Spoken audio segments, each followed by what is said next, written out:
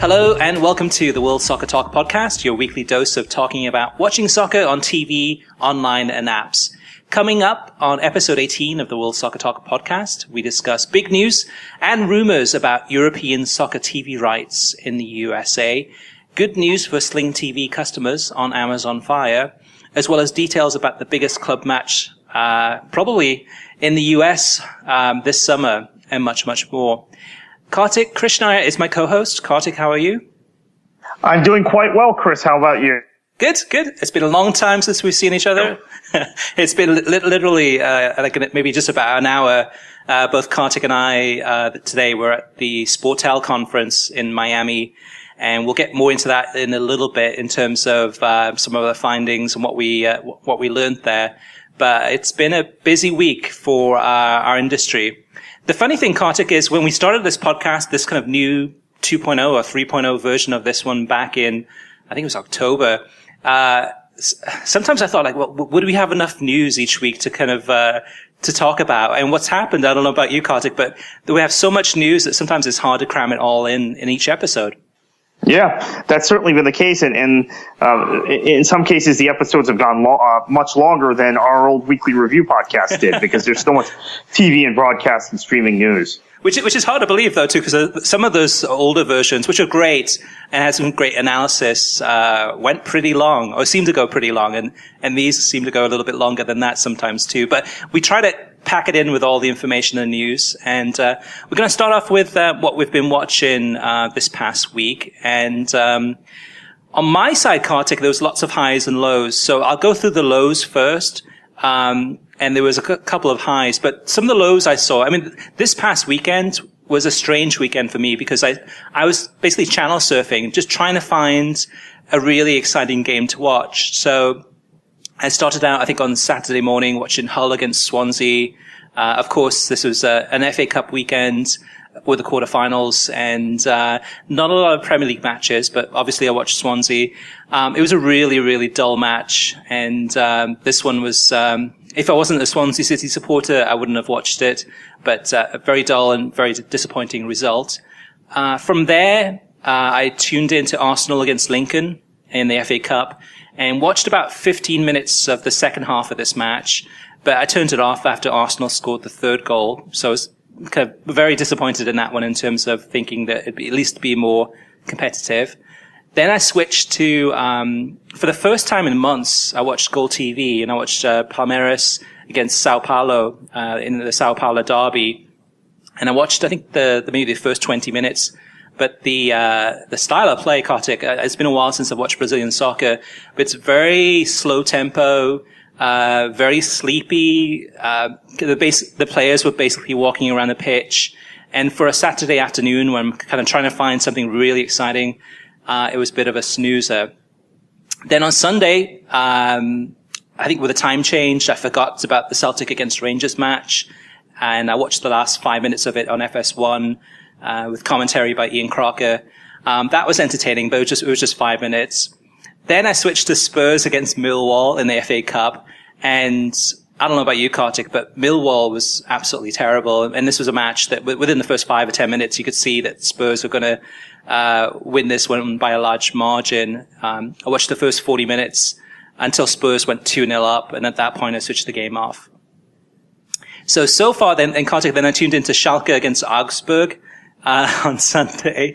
This one was featuring Derek Ray, and I thought, okay, this is going to be a good game. Here we go. And that was another flat game, just very one-sided. It was all Schalke, but very slow and methodical. Then I switched over to Deportivo against Barcelona. This one was a little bit different in that it was Phil Shane and Thomas Rongen for a change. Ray Hudson is in England, seeing his father, who's 98 years old. And this one, I had to watch just a few minutes of it because I had to run to take, I think, one of my kids to a soccer game. And then last but not least, Kartik, the one match I would say for this entire weekend, all the way through till Sunday, the one that blew me away, that was my favorite match of the whole entire weekend, of a pretty boring weekend as far as football goes, was Minnesota against Atlanta. And for me, Kartik, this was my favorite match of the week. Not just because of the pure spectacle of watching this game in the snow and seeing the orange ball, that brought back a lot of memories of kind of watching football in the 70s or 80s played in the snow. But I thought that even with the conditions that they were, both teams, I mean, Atlanta better, but both teams tried to play the ball on the ground, passing the ball around. It wasn't kind of hoofing it down the field because it was snowing. But this one, for me, was by far the most entertaining match I watched all weekend. How about you, Kartik? Yeah, I would agree with that. I mean, I really enjoyed that match. I felt like we saw a lot of Atlanta's potential in the first half against the New York Red Bulls the previous week at Bobby Dodd Stadium. They were really able to use, and perhaps it's the cooler atmosphere, the fact that maybe it's easier to move the ball around on a pitch that's covered with snow. Perhaps, I mean, you could argue it's quite the opposite, but they were able to really do a lot with their possession. And the last 15 or 20 minutes of the first half, you saw a lot of control of the ball by Minnesota's midfield. Maybe not creating as many scoring chances as they should have with the amount of possession they had, but their three-man midfield really putting their foot on the game. But at that point, Atlanta's ability to counterattack and break when they were playing without the ball was quite impressive too. So they can do both. They can keep the ball well, and they can move without the ball. And that's what Tata Martino wants. I think that's ultimately what he wanted in Barcelona. Just Barcelona, they weren't necessarily patient with him getting away from tiki-taka and moving towards a more pragmatic style of play. But I think in MLS, it's certainly going to work. I would say, Kartik, that this performance by Atlanta, it was one of the best performances I've seen by a brand new team in the league. They're sensational. They're a really, really good football team to watch. Yeah, I would agree with that. And I think there have been very high expectations for Atlanta coming into the season from a lot of people because they have professionalized their operation in a way that I think very few others had. So in Major League Soccer, going outside the MLS pool to find talent, working on player personnel and scouting for a year and a half to 2 years out, putting together an academy and finding homegrown players. Now they had a lot of lead time, a lot of build-up time to do that, but you could argue they were at a disadvantage. Minnesota is a promoted team. They're a team that has come from NASL. They played at the second division level for the last half dozen years and have had a built-in coaching staff, had a built-in technical director, had a built-in, although they brought a new coach in Adrian Heath, but a built-in front office. Yet Atlanta is miles ahead of them, at least from a soccer standpoint, as far as building really an impressive club culture. Then on Monday, I watched the Chelsea against Manchester United FA Cup quarterfinal. For me, Kartik, this one felt like a Premier League match, not an FA Cup game. I mean, both teams fielded full squads, and it was kind of testament to the quality of play that we saw on the pitch. It felt to me almost like a FA Cup final. I mean, two teams going at it. Really no weaknesses in terms of the squad. Of course, Zlatan was out due to his bookings. But yeah, a really good cup match. And to me, it just showed, how good this Chelsea side is, in terms of not only just scoring the goal and winning the game, but even 3/4 through the match, just keeping possession, playing like they've done in recent matches where they're just keeping a hold of the ball, passing it around and just eating up the clock. This is a Chelsea team it's a shame that they're not in the Champions League right now, Kartik. Yeah, I didn't get to see this game as I was traveling down the state of Florida during the match, but that would be music to the ears of a lot of Premier League fans because it's become pretty obvious that English teams are having a more and more difficult time competing in Europe.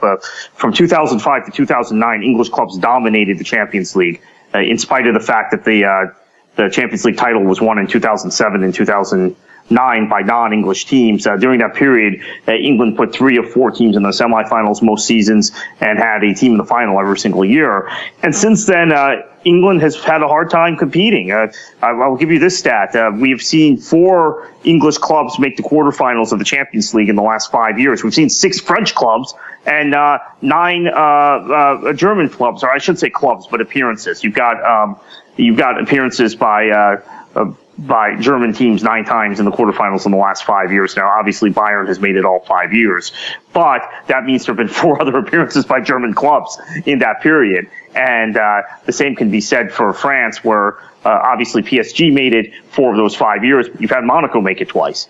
And English clubs have had a hard time competing in the Champions League. Now, there are various excuses for this. I mean, and I find them to be excuses because some of the same people would tell me when I would say favorable things about other leagues in Europe in the 2005 to 2009 time period. Oh, look at the European results. Those leagues aren't very good.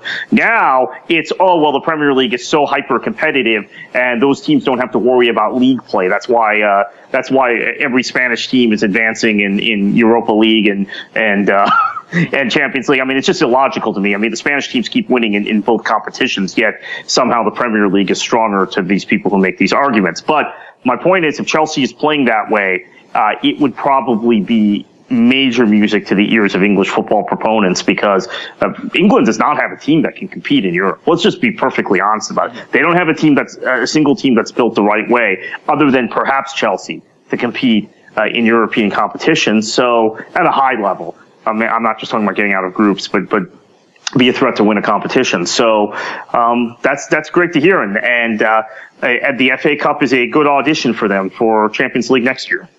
So speaking of the Champions League, the one game I haven't mentioned yet, there were many, but earlier this week, and actually we recorded early last week on the Wednesday, and we didn't get to talk about the Barcelona against PSG match. But holy cow, I mean, what a game, first of all, Kartik, from the entertainment value perspective, but lots of questionable refereeing decisions. But should we be surprised at all? Yeah, I think the way I look at things from the way this thing went was that PSG played with a lot of fear in their eyes. They played with a mentality that they very well could lose this game at the new camp. And I think the first half they were arrogant, and then after that they were frightened, they were scared.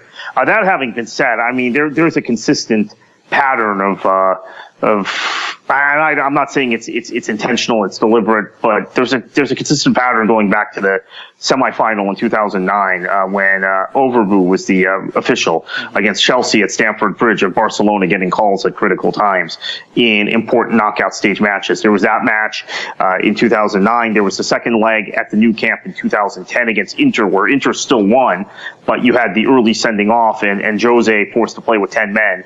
The rest of the way. Then Jose, of course, goes to Real Madrid and talks about, well, I'm training with 9 men because Barcelona will get all these calls, because they had just gotten a call in the round of 16 that year, one of the most inexplicable calls you'll ever see, which was Robin van Persie getting a second yellow for kicking the ball when the crowd is going crazy and he can't hear after the whistle had blown. Arsenal were in control of the tie. Many people forget at that point. And really, I think the absolute downfall of Arsene Wenger may be traced to that moment, because if Arsenal gets through that tie, who knows? Mm-hmm. If the chain of events over the last 6 years take place that have left Wenger vulnerable and close to retirement or close to termination. And then the subsequently calls against Manchester City a couple of years that were very controversial. And now this PSG game where they got, I think, 2 very soft penalties, and PSG had 2 very clear penalties not called. Draxler taken down.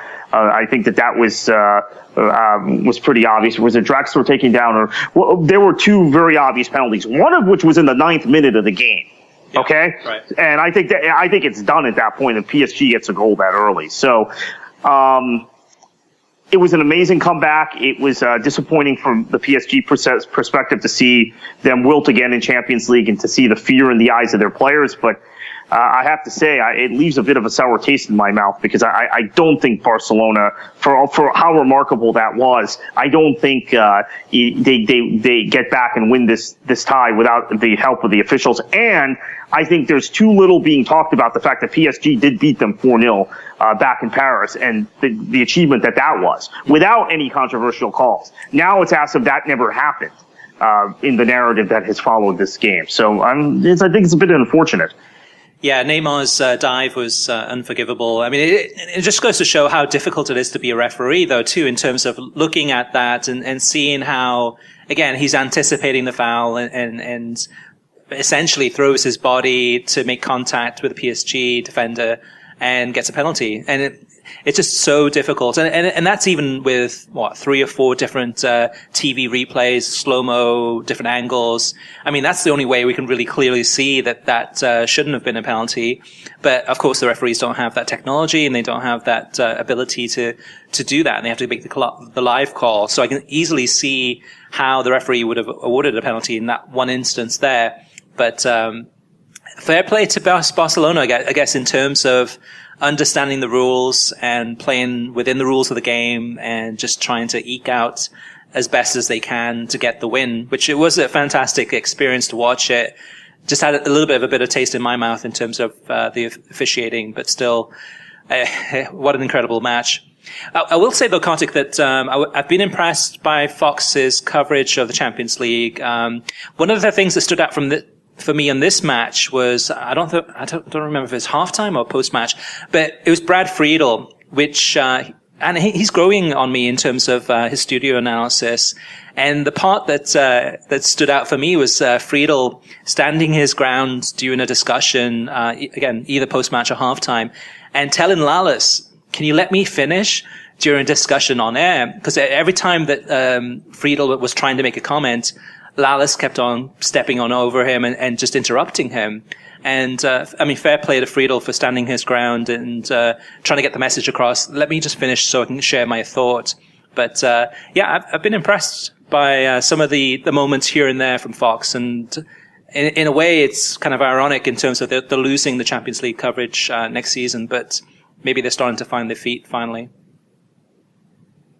Yeah, I think, I found, and I guess we're kind of in an odd way doing my week in review also as we're talking through this. But I found it a little bit odd that Friedel was then paired with John Strong for both the MLS and the Champions League telecast this week. He had previously done Champions League with Stu Holden, and I thought did quite well. And then Alexi Lallis, who I mentioned, I thought was very good on Friday, not very good on Sunday last week, did two broadcasts, and then they brought Friedel in this week for the Galaxy Portland game. I think he did really well on that game and on the Champions League games. I'm just a little surprised that they're not keeping John Strong with a consistent partner, or at least a consistent partner on broadcasts for each property. I understand Champions League, they want to bring Wallace back into the studio and have him part of that studio team with Winalda and Barton. But why they're rotating Holden and Friedel there, and then rotating Friedel and Lawless on MLS. Maybe they have so much talent now, and they're auditioning for the World Cup, they're auditioning for Confed Cup, they're auditioning for Gold Cup, that they need to get all their studio analysts touches, so to speak. It's like getting all your midfielders touches on the ball. But John Strong is excellent regardless of who he works with. So I think he brings the best out in Holden and Friedel and Lawless. So maybe it's a good thing, but I just find it a little bit odd. But I have no criticism of Friedel's work. I thought he was excellent in both MLS and Champions League this week. One of the things, Kartik, you and I were talking off air in the car, I think this morning, going to Sportel, the conference, is that I think the discussion that Fox Sports had about defending, particularly in regards to Italian soccer and kind of the history around tactics and analytics and analysis. Can you share those thoughts? Yeah, I thought Alexi Lawless, I mean, obviously he's a guy that knows Italian soccer well. He played there. He played in Serie A, and he knows the football culture around Italy. He talked about this subject of analytics and performance measurement and figuring out formations and tactics that is related to the analytics being a new science. Now, of course, Lawless likes to take shots at England. We know that, but being a new science in England and these places, but that it's something the Italians have been doing since the 1960s, measuring player performance. They may not have had all the scientific measurements and all of the instruments to do so, but that a lot of Italian tactics and a lot of the brilliance of Sacchi and Catenaccio and all these different Italian concepts were based on the same sort of thinking, analytical thinking, and thinking about how player performance and player movement affected tactics as what we're doing now with computerized models and such. And I thought it was real interesting because he said these are essentially old concepts in Italy maybe the instrumentation is new, but again, he was making the case that he thinks that world football as a whole now has grown because of the Italian mind. And part of it was a discussion. And I think, honestly, Fox had scheduled to have this discussion because of Claudio Ranieri and Leicester, right. But because it was before the Leicester game. But they were talking about, Rob Stone brought it in, talking about all the big Italian managers and Conte and et cetera, and Ancelotti, et cetera, et cetera. And that's where Lawless took the discussion, which I thought was fascinating. I thought was a great point, and quite frankly, learned a lot. I had never thought about that. And it's, I'm not trying to toot my own horn, but more often than not, when analysts say something that's in the studio, I'll say, even Kyle Martino, who makes the best points and makes a great point every show he's on NBC, I'll say, I could have thought of that. And Wallace makes this point, and I thought, I never would have thought of that. That was really good. Yeah, and it's one of those topics that you would expect almost NBC Sports to be covering if they were doing the Champions League. And fair play to Fox, too. I mean, it'd be great to hear these type of discussions or these type of kind of deeper analysis or thoughts during pre-game of Champions League. I mean, that's a perfect opportunity for it. On Wednesday, then, Kartik, actually on Wednesday I was at Sportel, so I missed the pre-match, pre-game analysis on coverage for the UEFA Champions League. What was I know that they had the Bruce Arena US men's national team roster announcement, but anything else of interest to our listeners?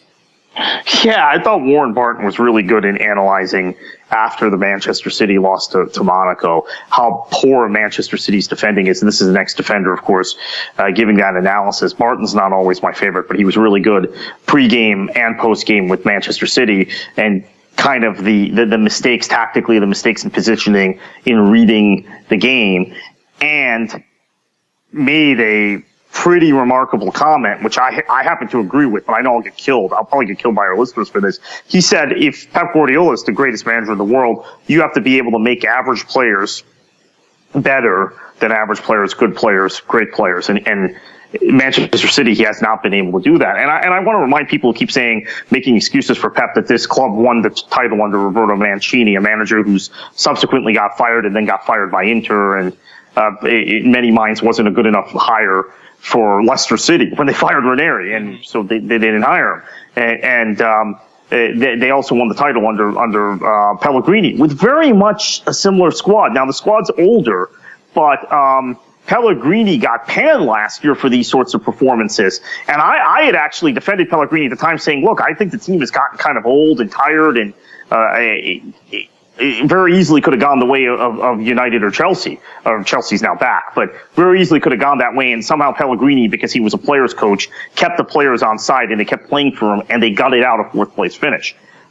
And there doesn't seem to be any revisionism or analysis of that. So I appreciated Barton's comments, quite frankly.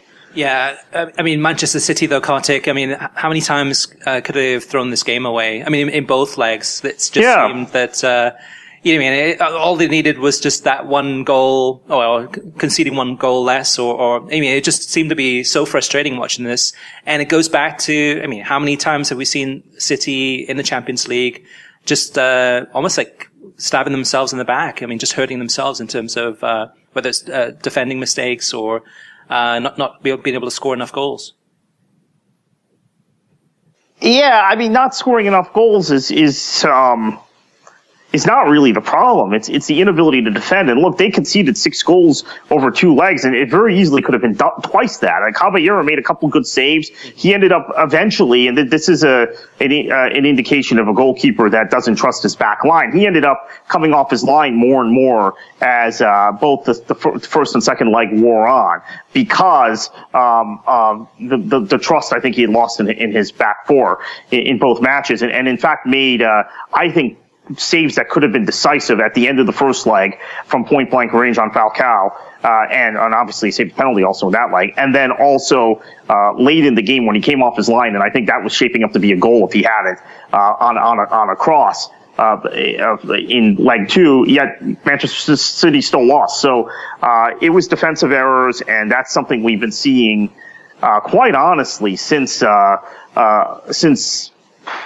the second half of the 2000 and, God, I got to get my dates right here, 14-15 season. So Pellegrini's second year, these same sort of defensive errors with the same defenders And I would say here in this game, though, it's largely on Pep Guardiola because he had the opportunity to start Yaya Toure alongside Fernandinho in the midfield and kind of try and control that central midfield situation. He didn't. He opted to go with 5 attacking players. And I think Silva and De Bruyne in this match were very much repetitive. I like what Sterling and Sané brought, and I thought they both had very good games. They might have been the only 2 City players to have good games, Sterling and Sané, besides Caballero. It's hard to say a goalkeeper had a good game when he gave up 3 goals, but still. But Aguero didn't get any touches. He didn't really tuck back. He was responsible for the first goal with his sloppy defending. And City got overrun in the midfield. And Pep never made that adjustment. He never made that change. When he falls behind by 2 goals, his response is to bring Iheanacho, another striker, on,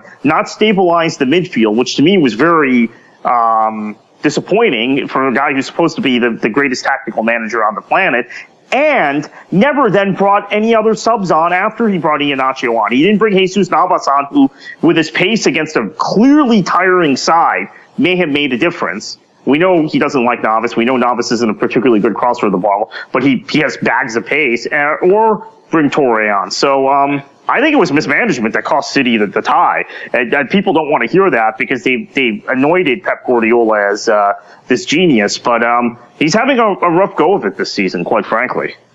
We've seen this too, Kartik, for many, many years now too, in terms of just poor defending from Premier League teams in Europe and just getting exposed. It's not just City, but you go down the list. I mean, Arsenal, Manchester United. I mean, it just seems to be a weakness throughout the league. So before we move on, Kartik, to the next segment, I do want to mention a shout out to our sponsor, Seatgeek. Buying tickets to sports and concerts can be very complicated, but there is a better, simpler way to buy, and that's with Seatgeek. Seatgeek is the smartest, easiest way to get tickets to live events. With Seatgeek's seamless mobile experience, you can buy and sell tickets in just 2 taps. Seatgeek helps you find the best seats at the best prices, fully guaranteed. There's nothing quite like seeing your favorite team in person, and SeatGeek will get you closer to the action for a great value.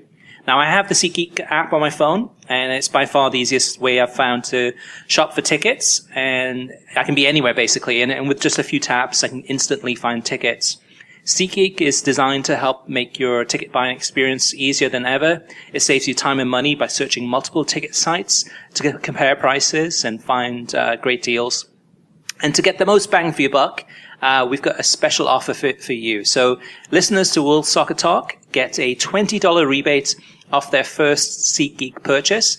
To get your rebate of $20 on your tickets, download the SeatGeek app, go to the settings tab, and then click on add a promo code. Enter promo code WSTPOD, and then SeatGeek will send you $20 after you've made your first ticket purchase. Now, Kartik, moving on to the next segment 2, and that's our streaming news and also TV news. The first big news is that we talked about this in the last episode. We knew that something was coming. We weren't sure if it was going to be Twitter or if it's going to be Facebook, but MLS is now on Facebook Live. And actually, I think the first game, I believe, is this weekend. But MLS taking a page from Liga MX and Univision Deportes, and will be showing games selectively, usually one a weekend on Facebook Live. How big of a deal is this, Kartik? It's a big deal, although, I mean, one of the things you and I heard around Sportel this week is that there's some concern about the designation of this as social media, because it is really streaming, and it cuts into the streaming potential for partners of these leagues, now Liga MX in particular, because I think MLS, it's only hurting their bottom line, which is MLS Live, right, and their sales of MLS Live. Although I have to say, they've been very aggressive in promoting MLS Live on ESPN and ESPN FC programs this season. So they've been pushing that content. I was a little bit surprised by this, but I guess it's good news for the consumer. That having been said, we'll have to see how networks and those who do stream games react to these developments, because it seems like Liga MX and MLS are the first, but we're going to see more of this. Yeah, and it's great news for MLS in terms of trying to get their product, so to speak, into more homes in the United States, to have soccer fans watch an MLS game, either by chance just coming across it or watching it there for free. It should help MLS in terms of hopefully increasing their reach and exposure. Now, Kartik, some news you shared with me, I think, earlier this week, and I'm not as familiar with this, but there's a... let me have you tell the listeners what the news is. Yeah, so American Sports Network, which is based in West Palm Beach, in your neck of the woods, Chris, and actually broadcasts games from in studio, and has had some involvement with Real Salt Lake and DC United in producing games for them and shipping games to affiliates and for DC, particularly in Baltimore and Roanoke and Richmond, the surrounding areas that aren't directly in the Washington television market. There's been now some concern as to what happens to those games because ASN will reportedly cease operations at the end of this month, at the end of March. So, and that would also, as I mentioned, affect Real Salt Lake and some of their production and broadcasts. So, from it's mostly a college sports issue. It's mostly an issue for smaller conferences and really their college basketball packages. But it does potentially impact Major League Soccer. Now, speaking of TV networks, some big news actually that World Soccer Talk broke last week on the website, and that's about One World Sports. So one of our writers, Ed Perovich, noticed that last weekend One World Sports changed overnight and became 11 Sports.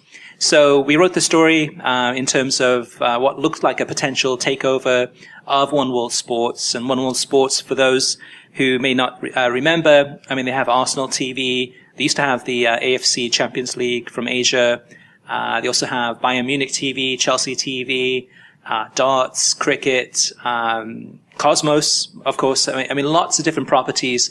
So we found out that 11 Sports, who are based in the UK, have offices in London, but also have offices throughout the world, including Asia, had taken over One World Sports. And what we found out just minutes ago, it's official now, almost a week later. But 11 Sports, what they've done is they've acquired the distribution of some of the rights that One World Sports has. So they didn't acquire the company, but they did acquire the rights, and then have been able to take the One World Sports signal and then change that over to 11 Sports. At Sportel conference this week, actually just yesterday, I met with a representative there, and in terms of their strategy, it looks like it's going to be focusing, at least initially, more on niche sports.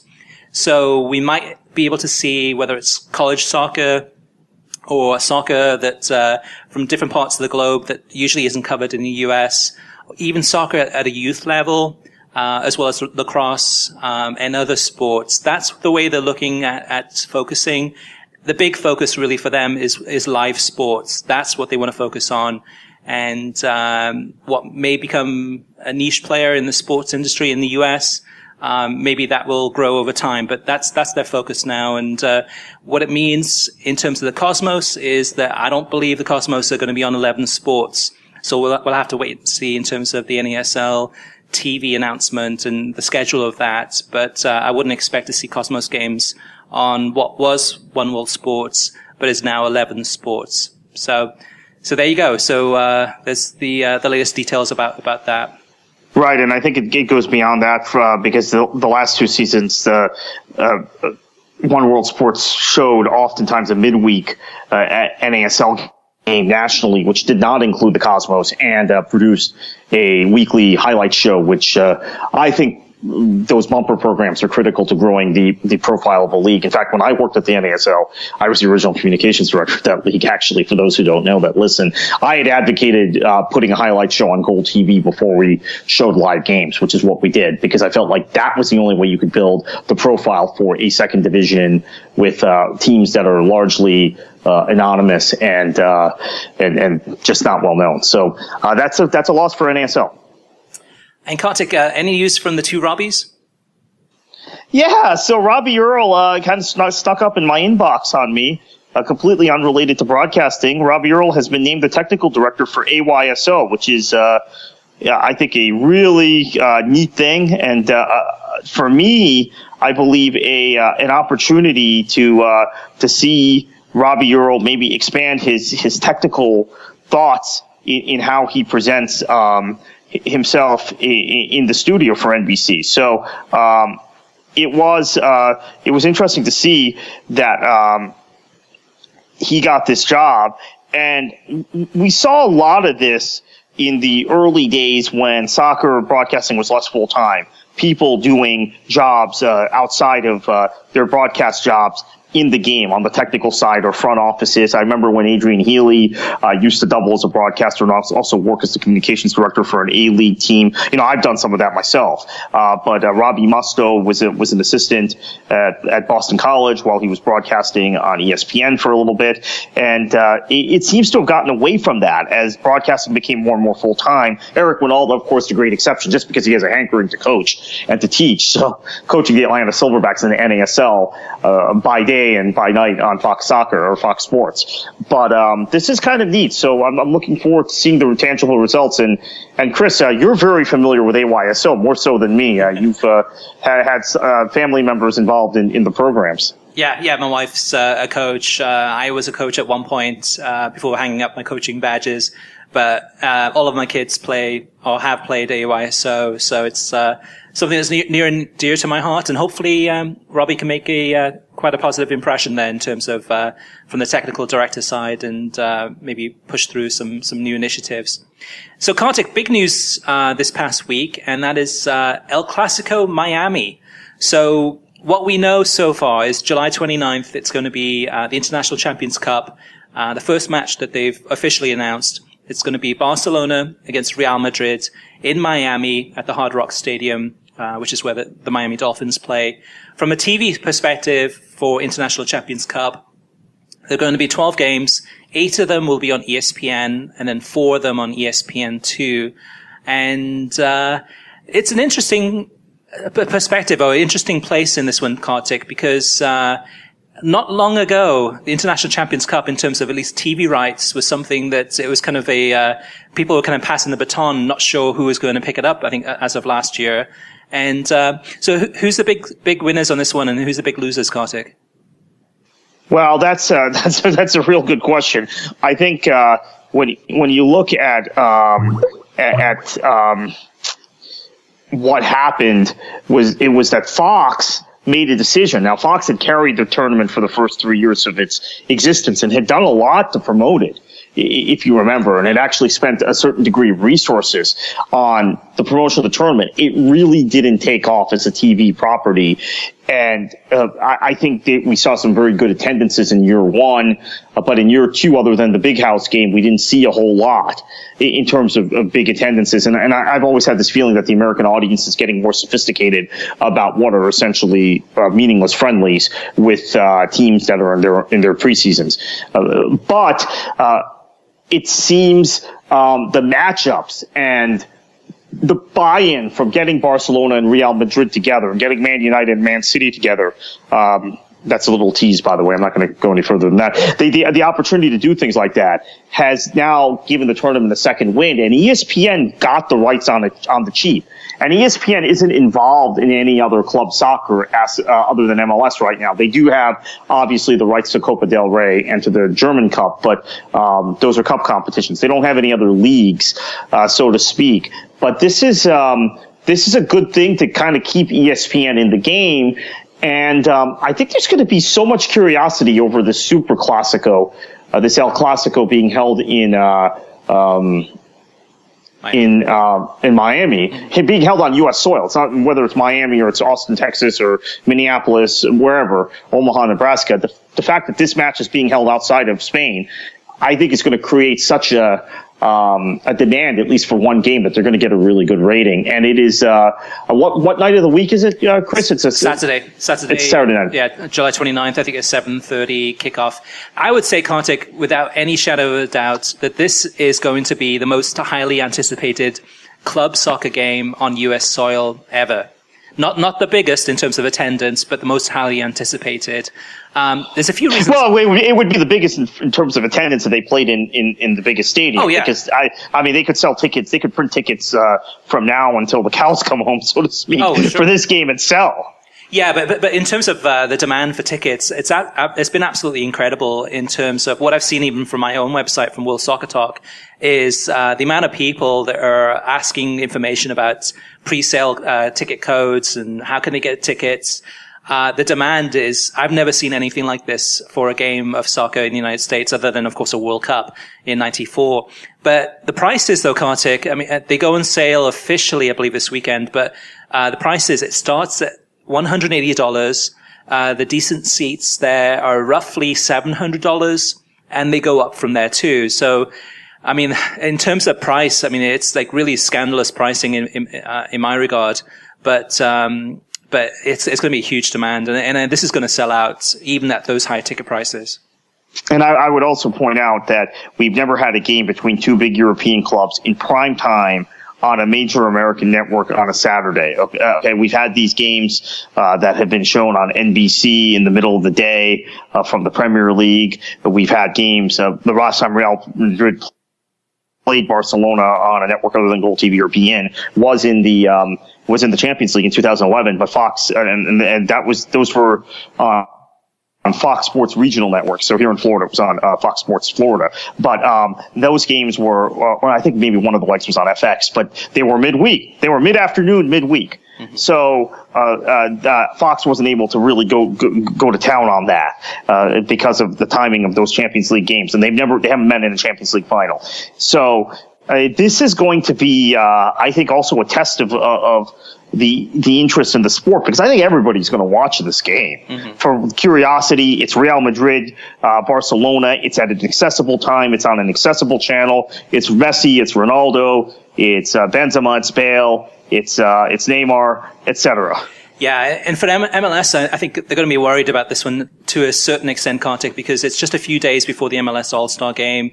Real Madrid is supposedly going to be playing the All-Star team in Chicago, but just a few days before, and all of the attention of the world press, especially the US press, is going to be on this game. I don't know. I think MLS might get lost a little bit in the shadow of this one. So, Kartik, let's move on to the next segment, which is TV ratings, and we're going to go through this one pretty quickly. Reason being is that the actual TV ratings have been delayed. So we're going to post all of the TV ratings for this past week on worldsoccertalk.com on Friday. But the big question last weekend I had, and I actually posted on Twitter, was whether MLS would be able to come in first place for the most viewed soccer games on US TV for this past weekend. Given that, one, there were no Liga MX games due to the referee strike, and two, there were no big EPL games on because there was the Chelsea-Man United match on the Monday with the FA Cup, but over the Saturday and Sunday with Arsenal and Spurs playing, there really wasn't any really major matches. So a good opportunity for MLS, but here's what we know so far, Kartik. So for Sunday's games, LA Galaxy against Portland on FS1, that had 223,000 viewers. And then for the Minnesota against Atlanta snow game on ESPN2, that had 278,000 viewers for that. So roughly, it's probably about average for MLS. Disappointing because there's no Liga MX games on, so there's less competition. So you would think that more of the audiences would gravitate to MLS and give them an opportunity and see what they're made of. What we don't know yet, though, is the game on Saturday. There was a game on, I think, Unimas, I think it was. So once we get those numbers, we'll share those on the website, as well as the viewing figures for that Chelsea-Man United FA Cup game that was on during office hours on Monday. And then, Kartik, let's move on to listener mailbag. This one's from Anthony Bello, one of our listeners, and he sent this in through email. He says, "Hi, Gaffer and Kartik. I have a question about MLS and a comment on last week's featured topic. The question is, with MLS, Univision, Facebook Live games, do I need a Facebook account to watch them?" Kartik, do you know the answer to that one? I believe the answer is no. but I'm not sure. That's what I've been told. Look, I have a Facebook account, so I was able to watch the Liga MX games on that. But I'm not a big Facebook fan. Actually, I prefer Twitter and other means of social media. And I know people who don't have Facebook accounts but are on Twitter all the time. So I would love to know the answer to that. Yeah, I think it's no. I think you can watch the games, and they incentivize you to sign up for Facebook by streaming them. Right. And if you go to facebook.com/Univision Deportes, I believe that takes you right to their page. And then from there, you'll find out pretty quickly whether or not you can actually watch it or not. You may need to subscribe or sign in or sign up for a free Facebook account. Anthony goes on, Kartik, and says, he says, as for last week's episode with the Premier League's ratings, and we were talking about the TV numbers, viewing numbers plateauing, he says, you may have missed 3 more reasons the ratings are not going up. 1, people are cutting the cord. 2, the presidential election and the aftermath have brought down ratings for all sports. Obviously, the Premier League hasn't been immune to that. And then 3, teams who got fans when the Premier League was rising in popularity in America, such as Aston Villa, Blackburn, Fulham, Newcastle, Reading, and Wigan, have been stuck in the Championship for years. Maybe fans of those teams have said, I can't watch my team, so what's the point in watching Middlesbrough play Watford? I might as well do something else. He says, in America, we are used to watching every single one of our team's games. Heck, USL games are available for free on YouTube. But if your club gets relegated, the only time you can see them play is a handful of occasions on beIN Sports. So maybe a lot of people whose clubs have been out of the league for a while are viewing the Premier League as an out of sight, out of mind situation. Kartik, what's your thoughts on that? Absolutely. I agree with that completely. In fact, I can attest to several multiple Fulham fans that are now in that boat and have just lost interest in English football because of it. That were Fulham fans. They were able to see their team week in, week out, and they only had one season in the Premier League in the NBC era, but they had several in the era where Fox made it accessible via Fox Soccer Plus. So you would just pay the $20 a month to see, Fox Soccer to go. And then prior to that, Setanta, you would get all the kind of leftover games. And there were actually in that period even games that fell to ESPN3 and you could see without, but as long as you had an ESPN subscription. Now, there are several Fulham fans I know that are really losing interest in English football. And I think, there are certainly fans of other clubs that have been down for a while that, maybe I'm not interacting with that feel the same way. And, it's in fact, very possible that if there's an elongated period of time for Aston Villa, which has a decent-sized supporters base in the United States, that will continue. However, Chris, we're going to get to this in the next segment, but there are some rumors around the Football League contract and League Cup contract that we heard at Sportel this week. Yeah, definitely. So let's move on to featured topic of the week. And usually we take a topic and kind of debate it and discuss it on air. This week it's going to be a little bit different because we're going to share what we heard and what we learned at the Sportel conference this week in Miami. Now, for those listeners who don't know, usually every 2 to 3 years, the Sportel America conference comes to the United States. Usually it's Miami Beach. And we're luckily not too far from there. So what it is, it's a conference that brings together most of the major buyers and sellers of TV and streaming rights from around the world when it comes to sports. So if you're a Fox Sports, NBC, ESPN, beIN Sports, 11 Sports, you go down the list, chances are you'll be there. And at the same time, you've got the Premier League, Bundesliga, and Major League Soccer, you name it. A lot of these kind of rights holders, such as IMG, etc., they're there too. So it's very much a networking type of, really, it's more of a convention rather than a conference.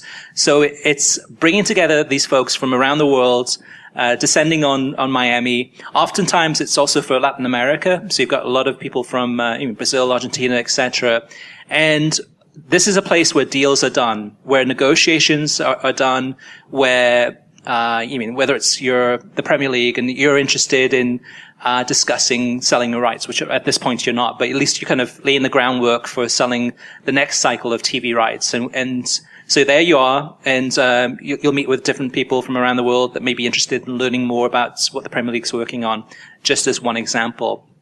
So we're going to go down the list, Kartik, of what I've heard and what I've known, what I found out from this conference. As far as media goes, I think we were, I believe, the only soccer sports media organization there. So we were able to get a lot of exclusive and scoops and inside information. Some of it is rumors, and I'll caution you with that. But we're, as far as I know, the only one in the US that was able to be at this event and to share the information with you, the listeners. So the big news that's come out of Sportel is the Portuguese league, the Primeira Liga. And currently, for those Portuguese fans who are, Sporting or Porto, etc., if you want to watch the Portuguese league, and the games are on Fubo exclusively, and then some of the games you'll find now and again on Univision Deportes usually on Sunday mornings, occasionally, but most of them are with Fubo.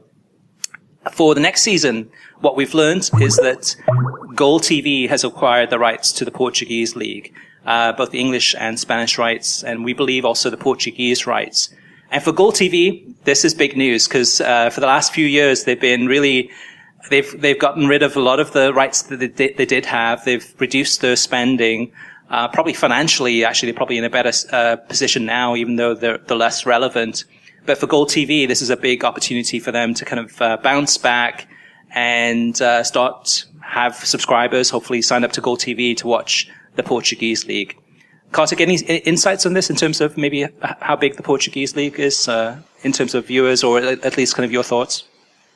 Yeah, I think that there's a lot of Brazilians here in Florida, in the Orlando area, and in the Fort Lauderdale, Boca Raton area that want to watch the Portuguese league because of the number of Brazilian players, national team players, and players that used to play for the Brazilian clubs they support that they want to keep track of. So, and then in general, European football fans who want to see Porto, Sporting, and Benfica, those three clubs. So I think it's a nice little package for Goal TV. I think, though they're still a long way off from being really relevant. I mean, they would have to either have a way of getting rights to Liga MX, and I mean to the first division, not to the Segunda, or some other European league to work their way back onto cable systems. Because what we found happened a few years ago was that cable systems determined they were not going to carry both BN and Goal TV. And those cable systems that stuck with Goal TV eventually dropped Goal TV and switched to BN because of the demand from customers who said, hey, I'm not able to watch El Clasico anymore. I'm not able to watch Serie A anymore. I need this channel. Mm-hmm. So Goal TV found themselves off most cable systems in this country. Yeah, and also Dish Network too. They're not on Dish. So hopefully this will give them an opportunity to maybe convince subscribers to call your local cable or satellite company. Oh, and I should say that if they're on cable systems, sorry to cut you off, Chris, but they're on cable systems, they're not in the same tier that you would use to subscribe to get a BN or an NBC Sports Network or an FS1, FS2. They are another tier, another premium tier. So it's very difficult to get Goal TV on television, quite honestly, at this point. Yeah, for me, actually, I watch it for Fubo. So I've got both the English and Spanish versions of Goal TV through Fubo. So for me, for next season, it's just going to be pretty easy for me to watch the Portuguese teams. But for others, not so much. But anyway, that's an exclusive to our listeners there in terms of that big news coming out of the convention at Sportel. The other things, I'll go through kind of tournament by tournament, league by league. What we're hearing is that the championship, the English championship, those rights are up for bidding. No news yet in terms of who's getting perhaps closer to acquiring those rights. Right now it's beIN Sports that has those rights, and the viewing numbers actually have been increasing for beIN Sports, and in many times each week we're seeing higher ratings for the championship games than some of the lower ratings for the Bundesliga games. And the Bundesliga's on much more homes in terms of Fox Sports compared to beIN Sports. The other news is that the League Cup, so the Capital One Cup, that's up for bidding too. And what I'm hearing is that ESPN is interested. Now, it doesn't mean they're going to get it, but they are interested in the League Cup and have been making inquiries to kind of find out what's available and what that involves. So potentially you could see the League Cup moving to ESPN. Again, we won't know until the bidding ends on that one, and as soon as we find out, we'll be sure to share that on worldsoccertalk.com. The another place, Kartik, that's up for bidding is the FA Cup, and we've talked about this quite a few times on this podcast. But a little bit more insight on this one. Now that the UEFA Champions League rights, now that we know that they've gone to Turner Sports, suddenly the FA Cup becomes more attractive. Because if you're a broadcaster, such as Fox Sports, and you don't have the Champions League rights, now the FA Cup is a lot more attractive because now this is your gateway to continue showing some of the Manchester Uniteds or the Manchester Cities or Chelseas on US TV. For an NBC Sports, although it'd be great for them to have the FA Cup, by acquiring the FA Cup, it's probably not going to attract any new subscribers to that channel. It's going to be probably the same people that watch the Premier League on NBC, probably the same people that are going to watch the FA Cup on NBC. So it could be attractive to, well, it is going to be attractive to Fox Sports. I know that they're interested in continuing to acquire those rights. But at the same time, you never know. There's Turner Sports, which is a new entry into the whole sports soccer landscape. They could be interested. But again, we'll have to wait and see what happens there. I do know that Fox was in Miami on Monday and Tuesday for meetings. So it's quite possible that they may have been speaking to IMG to find out the latest information in terms of the bidding process for the FA Cup. Now, Kartik, La Liga. So the scuttlebutt, I mean, we're still a ways off from La Liga bidding rights for the next cycle. I believe it's next year. But there is some concern now that Turner Sports has gone in pretty heavy with the UEFA Champions League, and it's shocked a lot of people. A lot of people at Sportel conference within the industry were absolutely surprised and shocked that Turner Sports came out of left field and made such a ambitious play for the Champions League and paid for them over the market price to get it. The concern now is that Turner Sports might be interested in acquiring the rights to La Liga. And you can just imagine how that would change the landscape. At the same time, there's concerns now whether or not beIN Sports will be able to hold on to these La Liga rights once they come up for bidding again, and whether or not they've kind of reached the high watermark of how many homes they can get La Liga into, and whether it's an opportunity for La Liga to look bigger in terms of trying to get into more over-the-air homes, such as with Univision as one example, or it could be ABC through ESPN. Maybe not them. We'll have to wait and see. But there is a lot of discussion about La Liga and whether or not there might be a big change in the next round of bidding. What's your thoughts on that one, Kartik? Yeah, I think La Liga is, and we talked about this last week in our discussion about the Premier League. I think La Liga has just emerged now as an entity that, from as far as I'm concerned, has the potential to match the Premier League in terms of ratings if it's on the right channel in the United States, and if it's got the right carrier and the right promotion. Now, beIN is limited in their bandwidth, but they've been a great partner for La Liga. Where it goes next, I think, is going to be very interesting, maybe the most interesting rights in this country in this next couple of years. One of the underlying themes of this conference, Chris, that you and I heard over the week was the surprise at Turner Sports, the price they paid for, maybe more surprised about the price they paid for the Champions League than the fact that they got the rights, and a feeling that they're going to keep going, that they're going to look to continue to acquire soccer properties.